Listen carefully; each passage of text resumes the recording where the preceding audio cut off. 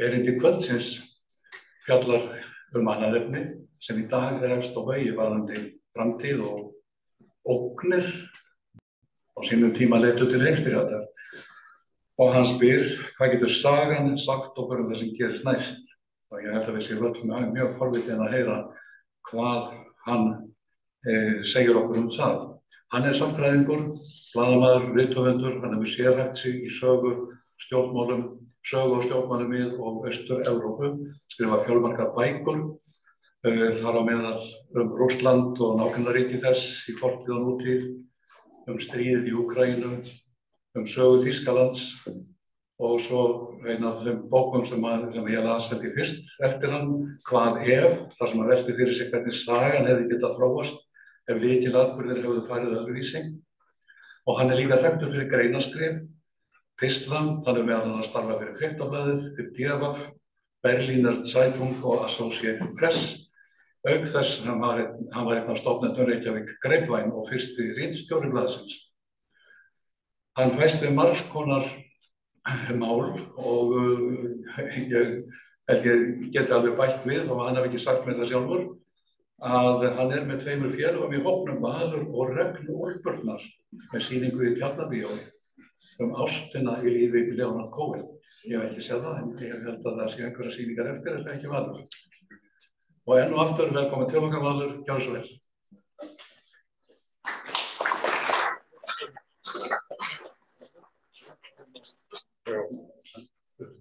Já, ég þakka þolinmæðina. Þetta einn af þessum dögum að næsta bók að fara í prent í dag. Þannig ég vil að vera hérna dag að samþykkja breytingar, og eins og nefndi þá ég með tónleika á föstudaginn. Í Tjarnarbíói kl. 5, þar sem ég fer yfir ástina og Leonard Cohen og ég er að þýða texta eftir hann á íslensku. Og síðan var indíska sendiráð að bjóða mig til Indlands og ég vildi líka svara því hérna. En þetta það mikilvægasta í dag. Já, ég veist ekki bara þegar ég var að ræða við hans fyrir svona 2 mánuði síðan, 1,5, þá var verið að ræða mögulega frið í Úkraínu, en af því hefur ekki orðið, þannig að það má segja að það kannski ákveðin forsendubrestur á þessu erindi. Stríðið mun öllum líkindum halda áfram stund. En kannski áður en við komum að því þá það komum við að rekja sögu mína. Í bókum mínum þá tala ég gjarnan mikið sjálfan mig, það skrifið til mig til, og sögu þeirra þjóða sem ég að fjalla Þið munið náttúrulega betri eftir kalda stríðinu heldur en ég, en ég var samt af síðustu kynslóð kalda stríðsbarna. Við munum eftir 9. áratugnum, Reagan og fyrst Brezhnev og einhvers Rússa í Afganistan og kjarnorkuvánni, og sem þá virtist mjög mikil, og síðan komu þetta fundurinn í Höfða og allt í einu var kalda stríðið bara búið. Eitthvað sem meira sem mér fannst óhugsandi, og allt í einu breyttust öll landakort. Það var ekki lengur Sovétríkin sem var þessi risamassi, það var Rússland sem var ennþá vissulega mjög stórt, en síðan var alls konar önnur lönd komin. Og mér þótti forvitnilegt að læra þessi lönd, en það var ekki fyrir undir lok 10. áratugarins, undir lok aldarinnar, 1999, að ég fór í skiptinám í Háskólann í Helsinki, sem mjög framara í þessum fræðum, enda eru Finnar mjög meðvitaðir tilvist Rússa hinum megin við. Þannig finnst eins og Norðurlöndin séu öll svona eins friðsöm, saklaus, en þegar maður komið til Finnlands þá finnur maður mjög sterkt fyrir þessari rússnesku nærveru. Til góðs og ills, mjög heillandi margan hátt, en hefur þetta verið nágrunum sinnum til mikilla mansa. Ég kynntist helstu Rússlandsfræðingunum sem fannst betra að koma til Helsinki sem með stærsta slavneska bókasafnið utan fyrrum Sovétríkjanna og það bara 5 tíma með lest til Pétursborgar. En það svona allt miklu þægilegra í Helsingi, betra heilbrigðiskerfi og ekki síst á þessum óreiðu tímum í Jeltsín árunum sem voru þarna ennþá. Og ég kynntist þeim, Richard Stites, sem þekktastur. Síðan kynntist ég stúlku sem hét Júlía César, sem voru auðvitað ómóðstæðlegt nafn fyrir ungan sagnfræðing. Og hún var rússnesk og reyndar kom í ljós að pabbi hennar hafði sagt mömmu hennar að hann væri Spánverji en hann var umverulega frá Ekvador og hafði verið þvingaður til þess að yfirgefa Moskvu þegar Ólympíuleikarnir voru haldnir í Moskvu árið 1980 og spurðist ekki til hans framar en hann lést víst skömmu síðar. En Júlía sem sagt hafði flutt með mömmu sinni til Finnlands þar sem hún hafði kynnst finnskum manni og ólst upp þar og var ekki mjög ánægð. Það spurði því hvort það rússneska konu vildi ekki endilega flytja vestur á þessum tíma en í þessu tilfelli var það í öfugt farið, henni langaði að flytja aftur til Rússlands. En allavega þetta var upphafið af svona miklu ástarjafnvægi í mörgum skilningi. Ég hélt áfram að fara til Rússlands, sérstaklega til Pétursborgar, af og á næstu árin. Meira segja eftir einhver sambandinu slitnaði síðan íslenskustúlkuþjálfari í Eistlandi. Ég þar í svona tíma og hef ferðast til flestra fyrrum Sovétríkjanna. Allan meira helmings fyrir mörg. En snemma árs 2020 fór ég til Kænugars í Úkraínu í síðbúnu meistaranámi í sagnfræði og ég fékk smá styrk. Það var rannsóknarverkefni Austur-Víkingana sem að Sverrir Jakobsson stjórnaði sem var stórt og veglegt og það kom bók út af því og ráðstefna á Laugarvatni og ýmislegt og ég fékk tækifæri til þess að skoða víkingana í Austurvegi sem mjög áhugavert. Þetta svona sameiginlegur uppruni að einhverju leyti og Rússar vilja ekki viðurkenna þeir hafi verið víkingar eða norrænir menn meðan Úkraínumenn eru mjög spenntir fyrir þeirri hugmynd af því það gerir það leið vestrænni. Þessi víkingar sem hétu Rúrik fyrst, þeir komu frá Svíþjóð, frá Rússlaginn sennilega og það þaðan sem að orðið Rúss kemur sem var notað með þetta mikla veldi sem inniheldur bæði Rússland og Úkraínu samtíma sem miðpunktur var í Kænugarði. Og til dæmis á finnsku orðið Svíþjóð Ruotsi. Það fyndi hvernig þetta orð hefur færst yfir og Rússar eiginlega hafa tekið það til sín í dag en sögulega séð eiga Úkraínumenn kannski alveg ekki tilkall til þessa veldis en áður en ég týni mér alveg í miðaldafræðinni nema endilega viljið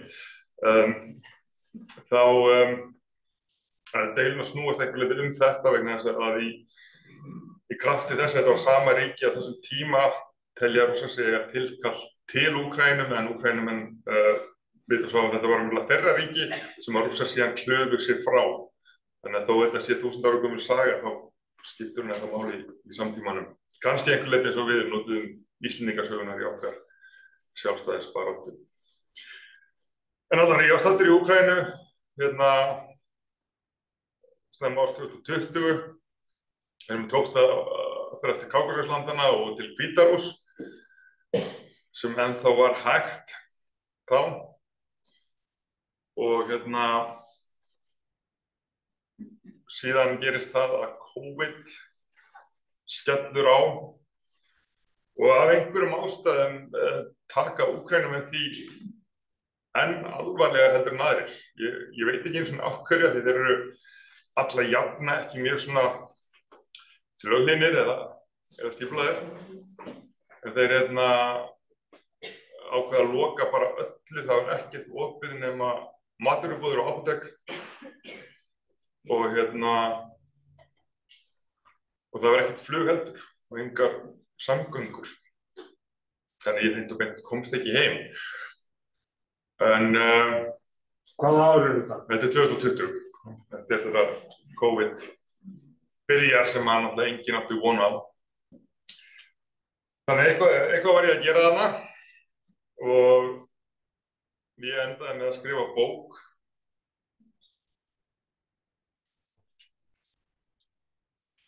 sem kom út sumarið vorið eftir 2021 og heitir Bjarmalund og fjallar öll fyrrum Sovétríkin að meira eða að minna leyti og ekki síst samband Rússlands og Úkraínu sem var þarna orðið mjög flókið og maður fann svolítið mikið fyrir því. Geisaði stríð í Donbass í austri og ég segi ekki endilega að fólk hafi búist við stærra stríði en það var samt kannski nátt reiðubúið undir það og stríðið í Donbass hefur geisað síðan 2014. Og bókin kom út og spurðist afar vel út og á þeim tíma þá voru miklar rússneskar heræfingar við landamærin sumarið 2021 en það verður ekki meira úr því í bili þangað til í febrúar 2022 þá mjög mikið farið að fjalla þetta. Zelenský sjálfur segir fólki að hafa ekki miklar áhyggjur að þessi stríðsótti sé ekki beint gagnlegur, heldur sé hann sjálfur sér skaðlegur. Aðrir spá stríði. Ég taldi ekki líklegt sjálfur að Pútín myndi ráðast inn vegna þess að ég vissi að Úkraínumenn myndi taka mjög fasta mótunum, því þeir fannst mér reiðubúnir, þeir myndi ekki gefast upp af því þeir voru andlega undirbúnir, sem kannski einmitt það sem að Pútín vanmat. En 21. febrúar er sýnt frá ræðu sem Pútín heldur, þar sem ljóst að hann að fá alla Pútín-tátana, Siloviki, alla hirðmennina sem bukta sig og beygja og samþykkja stríðið opinberlega og hann viðurkennir sjálfstæði Donetsk og Luhansk sem eru hérað austast í Úkraínu þar sem höfðu verið aðskilnaðarsinnar sem búið ekki svo mikið mat úr og það var cirka svona þriðjungur íbúa beggja héra sem vildu kljúfa sig lausa gerðu það einhver leyti með ofbeldi og stríði mjög stundir af Rússum sem stóðu í 8 ár þarna samþykkti Pútín sjálfstæði þeirra sendi herinn inn en var vonum að þetta væri kannski bara það sem hann ætlaði sér og hefði komist upp með en síðan 24. febrúar 2022 þá vaknaði ég við það bara með útvarpi í gangi miðja nótt að það væri komið allsherjar stríð að og það væri ekki bara verið að sækja að Donbass heldur að væri vera loftárásir allt land og það væri sótt að Kýv sem að maður hélt að myndi vera umkringd hugsa kannski til Sarajevo 30 árum fyrr. En það fór á annan veg, Úkraínumönnum tókst berjað á höndin sér. Þannig morgun var ég kallaður út á stöð 2 og var síðan í framhaldinu keyrður á milli ráðuneyta og banka til að útskýra hvað var að gerast, af því að það vildi svo til að ég var eini maður sem hafði skrifað bók Rússland og Úkraínu sinni tíð, en og var það komin á kaf í þessi mál og sem tóku bara yfir líf mitt. Þannig að mér fannst ég verða að fara aftur. Sem ég gerði þá sumarið. Fyrra skiptið hafði verið bara dvalir í Klænugarði, enda eins og ég sagði var COVID og samgöngur lágu niðri. Núna var merkilegt nokkuð að ferðast allt og ég fór fyrst til Lviv sem vestast í Úkraínu, sem gömul Austurríks-keisaraborg, gömul Pólsborg og margan átt vestrænni. Í Úkraínu náttúrulega gríðarlega stórt landfræðilega og það það sem munur frá austri til vesturs og frá norðri til suðurs og og til Odessa sem þá var mjög nálægt Víglínunni. Þar sem ég komist í kynni við sjálfboðaliða sveit sem voru að flytja vatn til Mykolaiv. Mykolaiv var þá alveg upp við Víglínuna og það var ekki vatn í borginni, þannig að hverri viku þá komu íbúar Odessa og Tjörnomorsk sem annar strandbær og flytja vatn til Mykolaiv. Og á þessum tíma höfðu Rússar sótt fram meðfram ströndinni, meðfram suðurströndinni, Svartahafi. Þannig aðeins búið hreykja í burtu núna. Úkraínumenn höfðu stöðvað árásina að Klænugarði og Rússar hörfa þaðan. En ég kynntist eistlensku manni, þessi Harry, og hann strax daginn sem að stríðið byrjaði, sem að reyndar vissi til að þjóðhátíðardagur eista, eftir að þeir lýstu við sjálfstæði frá Rússum 1920, sem að þeir síðan mistu aftur en endurheimtu, þakk sé okkur, sögumunum. Hann bara kvaddi konu og barn og hætti vinnunni og fór á sendiferðabíl til Úkraínu og það sem hann búinn að vera síðan að keyra upp og niður Víglínuna með alls konar vistir, reyndar ekki vopn en alls konar aðra hluti, jarðsprengjulítatæki sem að mjög á að halda, dróna,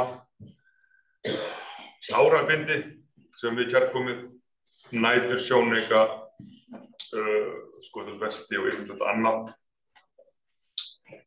Og ég fór með honum upp og niður Donbass sem að maður sá til dæmis HIMARS-flaugar fljúga yfir. Það var Úkraínumenn fengu 6 HIMARS-trukka raketum. Svo vappi, boga og það eitt og sér þegar svo nákvæmar að það stöðvaði þeirra sókn Rússa það sumarið. Síðan þeir eru komnir aftur til Dnipro í miðju landi og það fyrst þá sem við urðum fyrir eldflauga árás sem að næturhiminninn verður ljósblár, svona svo öfugar þrumur, það byrjar á jörðinu og síðan lyftist upp frekar en öfugt. Og við vorum með einhverja byrjuð og við keyrðum og reyndum að finna hvar raketunum hefði lent, við vorum með sárabind og eitthvað svona. En fundum það ekki og það er ekki gefið út fyrir seinna, þessi hjálpar rosalega mikið með það. Og já, eftir þetta þá fór ég til Slóvakíu sem var í residensi og sneri aftur heim en ég var enn að skrifa ég var byrjað að skrifa aðra bók sem átti þá að vera bæði meira Úkraínu sérstaklega. Bjarmalund fjall skrifuð í Úkraínu en miðpunktur í henni svolítið Rússland sem að þetta allt einhvern veginn hvarfast og viðbrögðin við Rússlandi, samskiptin við Rússland. En mér þurfa að fara aftur og skrifa bók Úkraínu sérstaklega, bæði söguna og sjálfstæðisbaráttuna, hvað það sem greinir Úkraínumenn frá Rússum. Í stystu máli það kannski það þetta margt svipað, en í stystu máli það kannski það að Úkraínumenn sækja uppruna sinn, að einhver leyti til víkinga en líka mjög mikið til kósakka.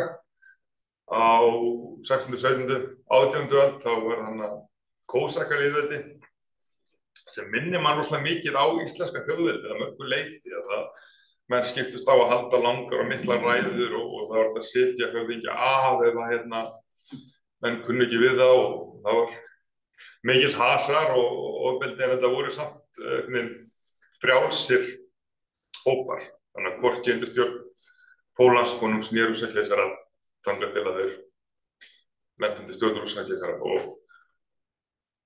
á meðan Rússar hafa alltaf haft sinn Ívan Grimma, sinn Pétur Mikla, sinn Stalín, þeir einhvern veginn leita alltaf þangað, og þetta líka það sem ég ótti eftir við byrjaði að stúdera Rússlandsfræði á 10. áratugnum, að það myndi koma einhver svona fígúra inn í óreiðuna, því að það var vissulega mikil óreiða í þessum tímanum og lagleysi og ofbeldi og spilling, en Rússar leita alltaf í sama farið að það einhver einn höfðingi sem tekur yfir og miklu ofbeldi, en meðan Úkraínumenn þeir eru meiri einhvern veginn kósakkar, anarkistar má segja, og það ennþá svolítið óreiða í Úkraínu. Það fólk treystir ekki á ríkið bara svolítið fjarverandi. Við heimtum alltaf að ríkið komið til bjargar og það gott, en þar hjálpast fólk meira bara að stofna sjálfboðaliðahópa, eins og ég var vitni að og eins og mörg dæmi En ég fór aftur til Úkraínu, fór aftur á svipaðar slóðir. Það vildi svo til að haustið 2022 þá höfðu Úkraínumenn sótt fram þegar þeir frelsað mikil héröð, bæði í austri og í suðri. Og þarna sumarið 2023 þá voru þeir að sækja fram mjög hægt og það var jafnvel vonir til að þeir myndu hreint og beint vinna stríðið, sem að hljómar hálf undarlega í dag, en þannig var það. Maður sá það bara á Pútín í viðtölum, hann var orðinn smeykur og hann var að vara þjóðina við erfið tíma verið nánd, og það var gerð tilraun til þess að steypunum þegar Prigozhin sótti að Moskvu en hætti við, og sagan segir að Pútín hafi verið búinn að yfirgefa borgina, en af því varð ekki, og segja að Pútín hafa mörg leyti styrkt stöðu sína síðan. Úkraínumenn komist ekkert áfram, sem hefur verið einkenni þessa stríðs allar götur síðan. Ég heiti Harry aftur og ég fór aftur með honum í bíltúr nokkra daga. Við gistum í Sloviansk og Kramatorsk. Bakhmut var, ég held að það voru berast Bakhmut á þannig fyrra skiptið, það var kannski fallin, en Sloviansk og Kramatorsk voru næst á listanum. Og þar í almenningsgarði voru menn að grafa skotgrafir.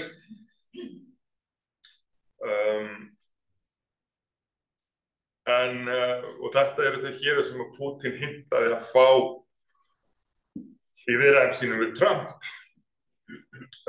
vegna þess að hann virðist ekki geta hertekið, ekki enn þann dag í dag, þó að þeir séu alveg bara rétt hinum með viljuna. Og þar gistum við á herspítala sem var til að falin. Þegar Rússar mjög gaman að ráðast á spítala eða finna á og meðan maður heyrði nóttina fyrir utan rakið til enda á bæjunum og fórum heimsóttum jarðsprengjuleit. Það eru 2 eftir af upprunalegum 150 manns. Þetta er líka hræðilegasta jobb sem hægt er að hafa að grafa sig gegnum jarðsprengjusvæði og aftengja jarðsprengjur meðan það verið að skjóta á þig. Enda var þetta óvinnandi vegur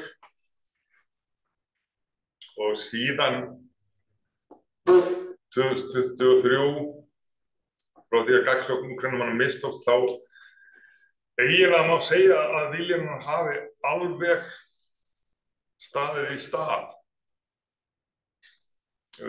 Sumt minnir á fyrri heimsstyrjöld með skotgröfum og þetta því, en það sem einkennir þetta stríð meira og meira og var bara að gera þá, en enn miklu meira í dag, það eru bara drónar. Það er ný tegund af hernaði sem enginn kann á. Sem er vist merkilegt að Úkraínumenn sem þetta byrja með voru sendir yfir til NATO-ríkja til að fá herþjálfun sem nýttist ekki mjög vel.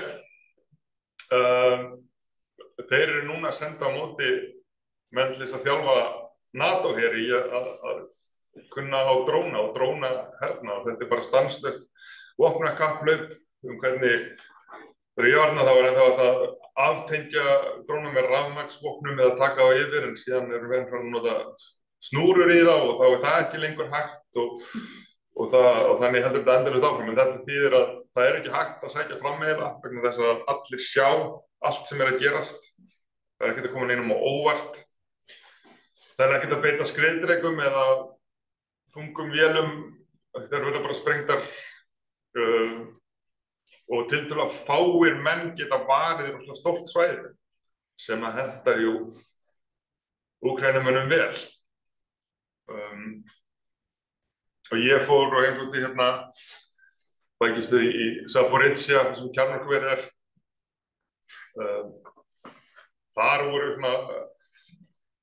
sjálfboðaliðar frá Póllandi og brjálaði vísindamenn með hárið út allt og sýna fírældum hermönnum hvernig er það gera hlutina og búa til vængi á sprengjum með spilum og spilastokk sem er ódýrlega til þess að gera nákvæmlega og að vera að prófa allt og þetta er óbúslega mikið hugvit. Þannig hefur þeim gengið nokkuð vel. En já, síðan þá hef ég ekki farið til Úkraínu. Ég hins vegar skrifaði bókina Stríðsbjarma sem að lýsir því sem ég var að segja ykkur og mörgu fleiru. Það eru frekar lengur sem kom út haustið 2023 og þá var nákvæmlega 2 árum síðan í dag þá náttúrulega byrjaði stríðið í Gaza og sá hryllingur allur og maður fann bara hvað fólk var fyrir að missa svolítið áhugann á þessu að stór stríð austast í Evrópu var bara orðið fastu liður í fréttum. Þetta sem var óhugsandi var orðið bara daglegt brauð og tók líka eftir því að áróðursmeistarar Pútíns voru að taka sig á. Það var þegar stríðið byrjaði þá mátti öllum vera ljóst hvað var að gerast. Rússland réðist á Úkraínu. Pútín hafði sagt frá síðasta dagi að hann ætlaði ekki að gera það. Því var hann ekki að semja, en hann gerði það samt og öll ríki í heiminum að 5 fordæmdu það. Og Rússar sjálfir voru margir svo óundirbúnir. Það var ekki búið að undirbúa þjóðina, það var ekki eins og búið að undirbúa áróðursmenn, það var ekki búið að undirbúa nethakkarana, það vissi ekki neitt. Þannig að Úkraínumenn höfðu alveg málstæði með sér fyrsta árið en árið seinna. Þá kom Pútín með hugmyndir hvað er þetta sem hann nafn á að kenna? Sem hafði ekkert verið rætt upprunalega þá var bara talað að Úkraínumenn voru allir nasistar, stjórnaði gyðingum en samt nasistar. Þetta var mjög seinni heimsstyrjöldin ennþá, sem að virkaði svolítið á Rússa, vegna þess að Rússar eru svolítið lokaðir af og þeir eru mjög fastir í þessum stóru hugmyndum, mýtum en samt réttum sigur sín í seinni heimsstyrjöld. Og hvort sem þeir eru að ráðast inn í Afganistan eða Úkraínu þá það einhvern bara beint framhald af því. En þarna fór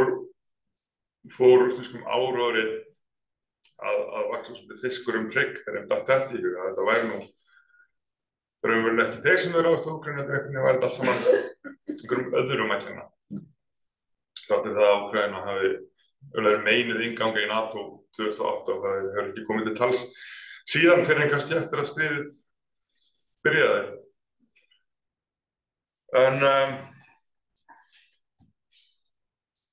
árum heldur þetta, þessi línunar og víglínunar eru pikkfastar.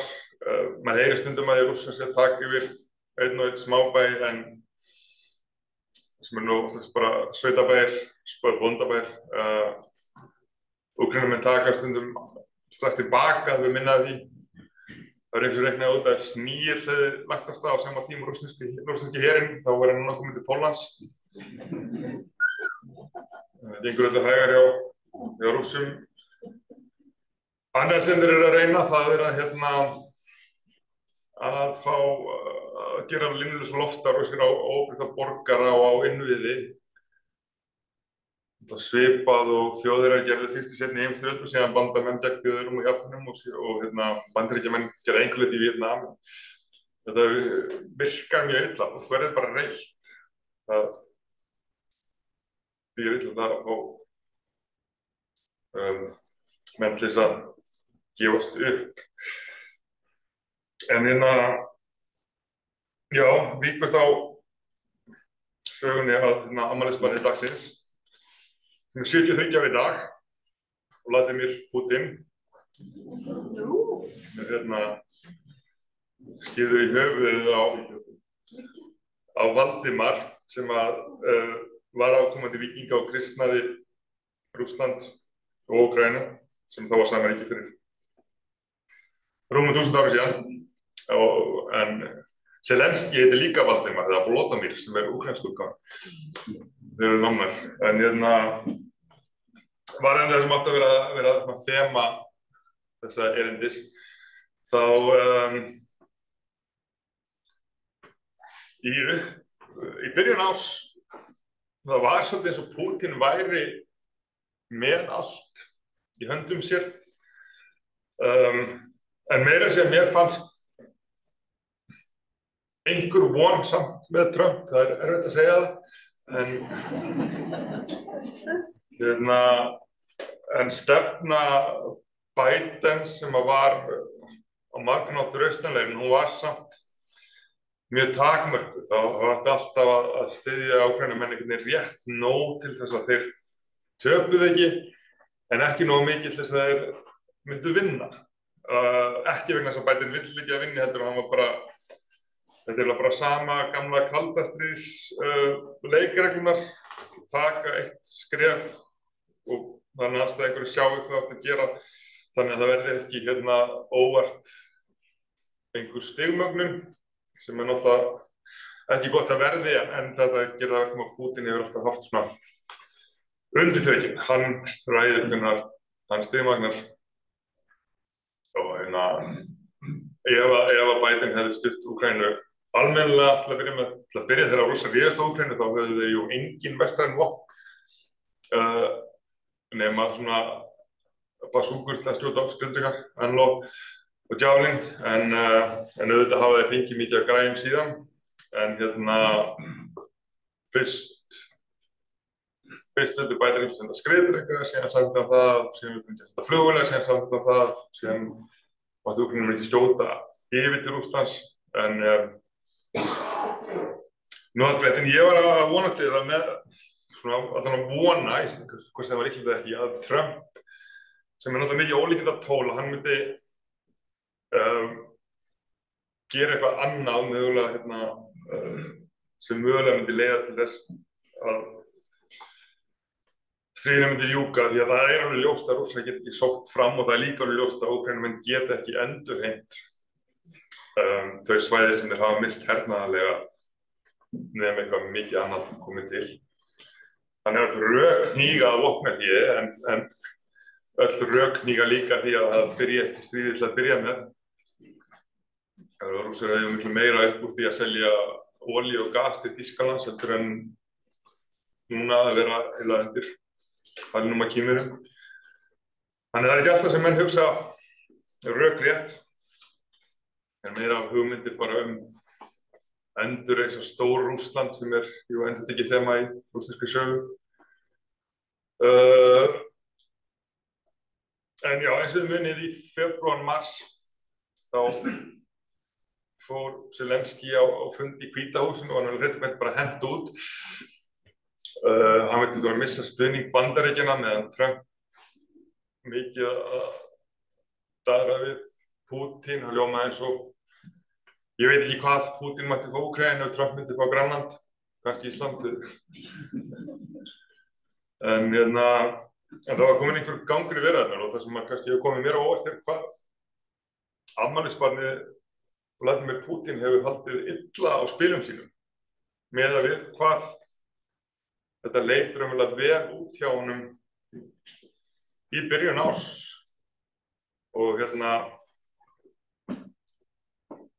Trump var fyrir vonbrigðum, árásir á Úkraínu héldu stöðugt áfram en hann reyndi aftur, hann bauð Pútín til Alaska fyrir 2 mánuðum og rúllaði fram rauða en ekkert virðist hafa komið út úr þeim fundi. Þannig að Trump virðist að átta sig á því að hann að lenda í því sama og Zelenský gerði, Merkel, Macron, allir aðrir.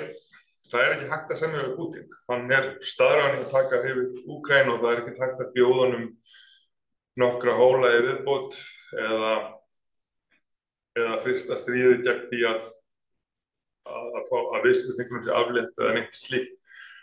En það sem ég svo undarlegt við það er að Pútín hefði nú bara gefið eitthvað smá, hefði nú bara sagt já kannski, eða þá hefði hann getað dregið Trump eitthvað áfram, en með því að harðneita öllum samningum þá verður hann að baka sér óvild Trump sem að vissulega skiptir miklu máli þó að Evrópuríkin hafa nú mest tekið yfirstuðningi til Úkraínu og síðan Úkraínumenn sjálfir bara orðnir svo duglegir í að framleiða ekki síst dróna sem jú ódýrari heldur en önnur vígtól. Ég fór í blokka sem var 3-víddarprentar sem prenta 1 dróna á dag og það bara þannig víða. Þeir eru vistfallnir að framleiða Flamingo loftskeyti, flugskeyti sem að geta drifið út allt Rússland. Þeir eru orðnir geta gert dróna árásir allt Rússland. Þeir eru búin að lama 20% af olíuiðnaði Rússlands sem að þriðja mesta olíuríki í heimi. Þeir eru núna að biðja Kínverjum að fá olíu svona aftur því að þeir nota. Þannig að það væri mjög kalt enn í örlagan ef að það sem að Pútín að reyna að sprengja Úkraínumenn til hliðinu með því að eyðileggja innviði fer á hinn veginn að Rússar gefist upp á Pútín vegna þess að innviðir þar alveg í rúst.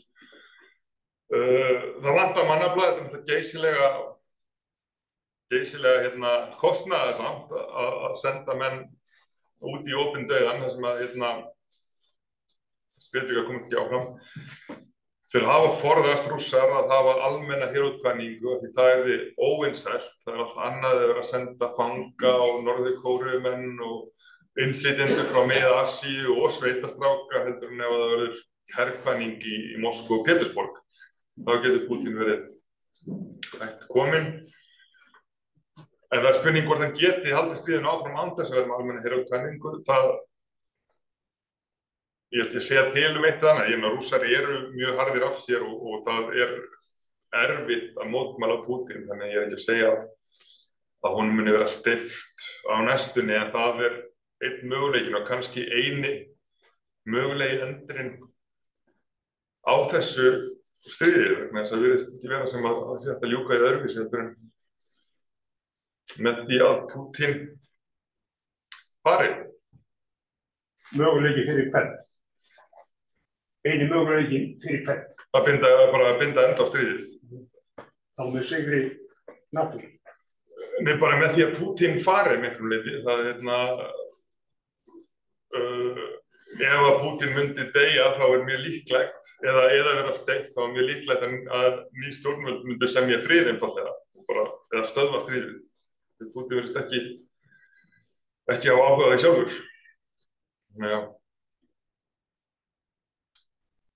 Þannig að, já, ég talaði, eins og nefndi Norður-Kóreu-laust, sem eitthvað svipað eins og gerist í Norður-Kóreu, að það verður bara bundin enda á stríðið án friðarsamninga, bara vopnahlé, sem kannski besti kosturinn úr því sem komið en það virðist ekki vera áhugi fyrir því. Eða finnskri lausn sem svipuð þar sem Finnar gá eftir landsvæði en héldu sjálfstæði. En já, því miður verði að segja, því ég held að best fyrir Úkraínumenn væri alltaf vopnahlé, og best fyrir Rússa líka svo sem alla, en ég held að Pútín sé bara komið svo langt í þessari vegferð að hann hvorki vilji en eitt og beint geti lýst yfir vopnahlé án meiri háttar sigra. Það bara svolítið lógík stríðsins, því meira sem þú fórnar, því meira sem þetta áfram, því meira þarftu að Sýrjum að halda. En já, ekki spurningar eða það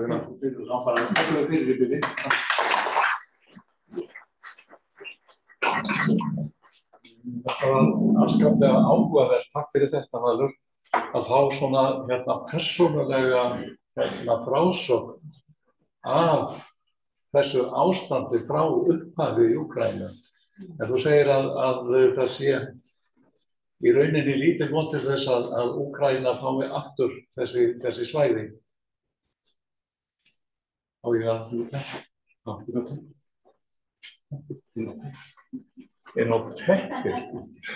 Það var að taka mig á teppið. Já, þetta rauður reyðin úr Pútín og ég framtíma. Rauður reyðin. Vegslegt. Nei, en áhuga, já, þú segir að Donbass og þessi östri kérur þau komi aldrei til að verða úkraínskt aftur, eða það líkur á því? Maður skyldi aldrei segja aldrei, en þau verða ekki endurheimt með hervaldi, held ég, því að það stríður algjörlega sýnt sig á báða bóga að það ekki hægt að sækja fram að neinu marki og það hefur ekki verið gert síðan haustið 2022. Ef við erum að tala annan sögulega samanburð sumir benda á Þýskalandin. Lengi vel virtist nú alveg útilokað að Austur- og Vestur-Þýskaland myndu sameinast, en þau sameinuðust eftir að það voru stjórnarbreytingar í Rússlandi, í Moskvu. Þannig að eitthvað slíkt getur alltaf gerst, en síðan líka þeir Úkraínumenn flytja út, Rússar flytja inn, síðan spurning hvort að það sé Kaliningrad sem var þýsk borg en núna rússnesk, hinum með Pólland, hún bara orðin algjörlega rússnesk. Finnar minnstu 13% síns lands sem að ég reyndar hitt menn úr karlísku sjálfstæðishreyfingunni sem eru rússar sem vilja samt vera sjálfstæðir frá Rússlandi, en það hæpið að Finnar munu nokkuð mann eða einu sinni vilji endurheimta þau svæði og síðan fyrir bara eins og Krímskagi sem að ég ekki eftir viss að Úkraínumenn ættu að taka aftur, bæði vegna þess að fólkið það hlynnt Rússum sem það ekki annars það líka vegna þess að Krímskagi bara svo mikilvægur fyrir rússneska þjóðarsál að það myndi alltaf vera spenna í kringum það, þannig að það sé hlöfra betur komnir án þess. En heldur að það geti orðið pólitísk sátt innan Úkraínu að fá ekki þessi landsvæði aftur? Já, það til þessi rauninni. Já, það er mjög erfitt. Það er svona lógísk stríðs að því meira sem að fórna, því meira sem að deyja, því meira þarf að geta sýnt fram á, sko meira þegar ég var fyrst 2020, þá voru hermenn að mótmæla Zelenský vegna þess að óttuðust að hann myndi gefa of mikið eftir. En á sama tíma það gerist hann á landan og fólk bara verður það dreift. Þannig að skoðana hvernig sína stuðningur við vopnahlé hefur aukist mikið. Þannig að ég held að það myndi alveg samþykkja það. En þetta myndi oft lifa áfram í þjóðinni eins og gerir einhvern veginn í Finnlandi. Hér töfnuðu. Eru spurningar út á sal, einhver sem vilstu spyrja eitthvað? Já, þarna alltaf reyna að koma. Þetta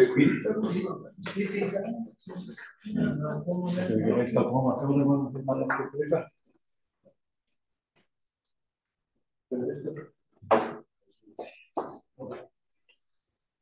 Spurning kannski aðeins sem Hvíta-Rússland. Já. Hvernig verður þróunin þar? Þú þekkir það? Jú, en framtíðin er erfið viðfangs og gerir ekki alltaf það sem manni finnst hann að gera, eða gerir það sem er líklegast að gera.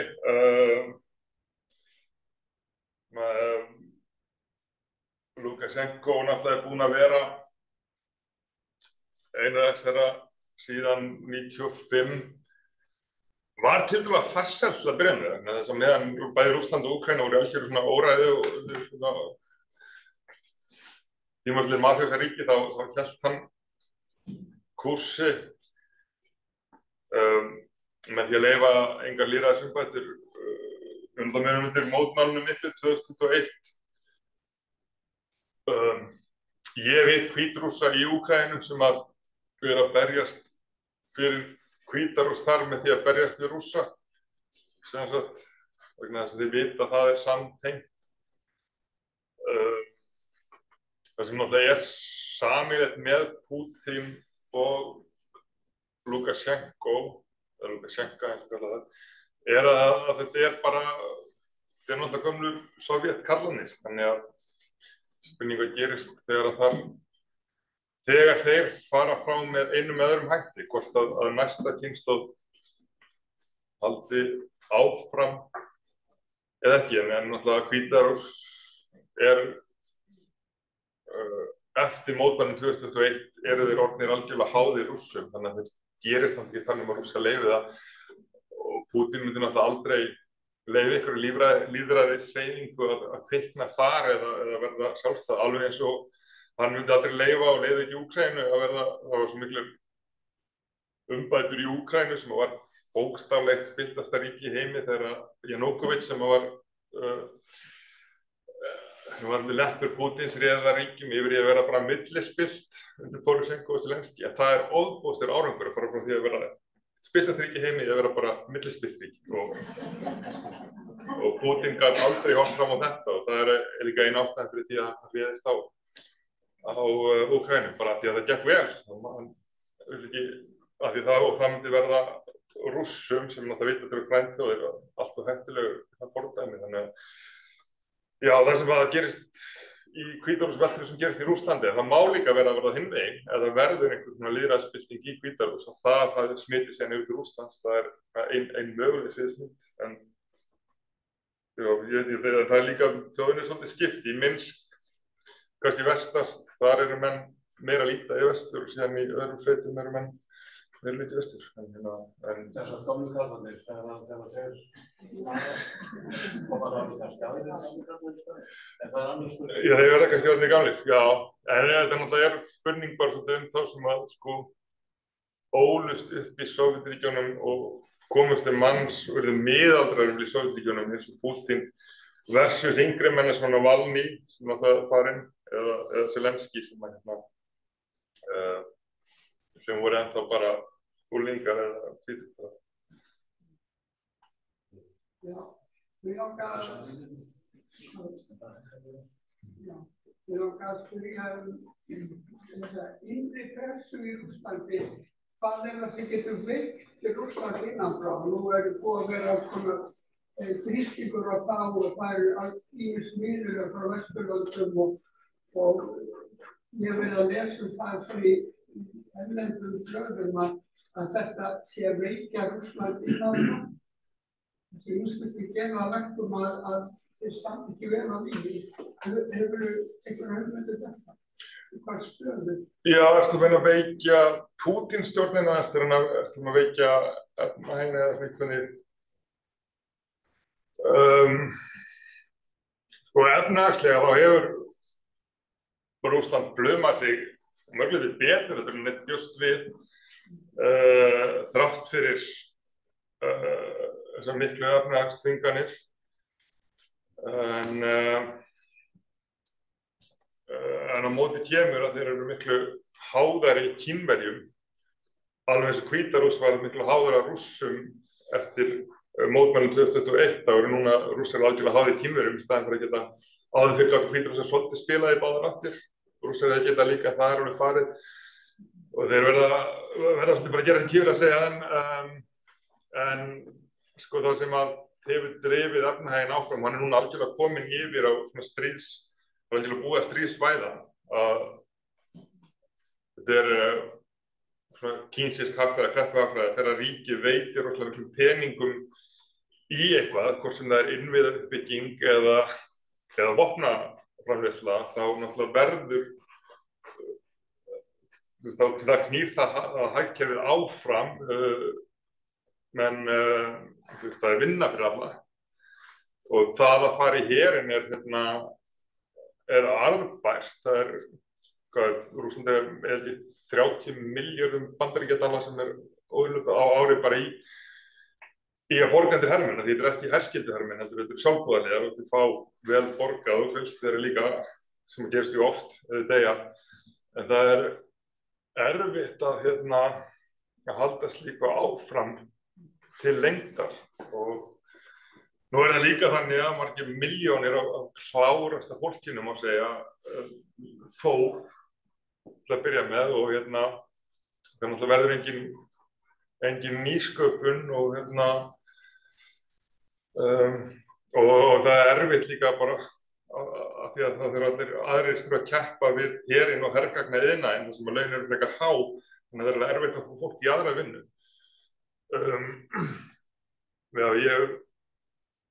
Ég held að efnahagslega þetta sé mjög slæmt fyrir Rússland til lengdar. Það geta samt haldið út held ég alveg góðan tíma í viðbót ef þeir eru nóg fórnfúsir og sagan hefur sýnt okkur það að Rússar eru tilbúnir til að fórna sér fyrir móðurlandi eins og engin annar og hvernig hvort að ég held að Pútín hafi mikla ágjör af þessu öllu saman af árásum á innviði, af verðbólgu, af miklu mannfalli meðal betri borgara kannski frekar, það er svona mistillar strákamörku Petersburg, þetta er allt eitthvað sem hann hefur miklu ágjör af að gæti í stefnum, en það er erfitt að sjá fyrir sig hvernig þetta gerast. Þetta er bara hallarbyltingu sem Pútín er alltaf búin að vera hann í 25 árum, það er búin að hreinsa og er ennþá, það er ennþá minna þetta glugga. En nú aftur, við getum eiginlega bara litið til sögunar. Rússland voru í stöðustríði í fyrri heimsstyrjöld. Þá var keisarinn mjög steypt. Það fóru illótustríðin í Afganistan sem að leiddi, ég segi ekki beint leiddi á aðri þættir en átti eitthvað þátt í falli Sovétríkjanna. Þannig síðan seinni heimsstyrjöldin sem að festi kommunismann í sessi alveg í 50 ári viðbót bara með þeim mikla sigri, þannig að gott eða slæmt gengi í stríðum hefur vissulega mikil áhrif á hvernig leiðtogum vegnar. Yfir líður, þetta var afskaplega gaman að hlusta á þig. Eigum við ekki að eiga heilmikla von að það verði ekki heimsstyrjöld? Þú þarft ekki að svara þessu. Maður getur alltaf vonað. Það er að spyrja bara hversu lengi Hversu lengi Pútín heldur? Tórir, vegna þess að það er líkast lógík stríða að þú verður að halda áfram. Hvað þegar Hitler tókst ekki að leggja undir sig Bretland, þá réðist hann á Rússland, og tókst ekki að leggja undir sig Rússland, þá lyfti nú Bandaríkjastríð á hendur. Menn að reyna að prófa eitthvað annað, fara nýja leiðir. Hversu galið sem það kann að vera, raunverulega. Og núna þegar að Úkraínumenn eru að gera árásir víða Rússland, þá, og með reyndar oftast með úkraínsku vopnum, taka fram, þá virðist Pútín alltaf svara því með að pota í Evrópu, sem hann jú að gera, en það eru auðvitað ólíklegt að Rússland ráðist á NATO eða jafnvel ESB NATO án Bandaríkjanna vegna þess að ef hann getur ekki unnið Úkraínu þá hann litla von þar, en hann, ef hann heldur áfram að pota þá gæti hann leitt af sér einhverja atburðarás sem að Heldur það að Kína komið til með að halda áfram að vera svona vingjarnlegt eða jafnvel styðja? Já, það núna þeir svo mikið undir, sko. Þeir vilja náttúrulega alls ekki að Rússland tapi, það má kannski. Þannig að kannski má segja þeir eru svona svipaðir sem og bætin einhverjum Úkraínu, þeir vilja alls ekki að síðan menn tapi, en þau vilja heldur ekki að fara alveg úr böndunum. Þeir eru alltaf mjög erfitt með að samþykkja það að Rússland myndi beita kjarnorkuvopnum í nokkrum mæli. Við vona það. Já, við vona það. Þannig að ég held sko næstu ár verður svolítið tvísýn en síðan fer vonandi að birta til með öðrum hætti. Við ljúkum þessu á þessari bjartsýni og ég þakka þér kærlega fyrir það.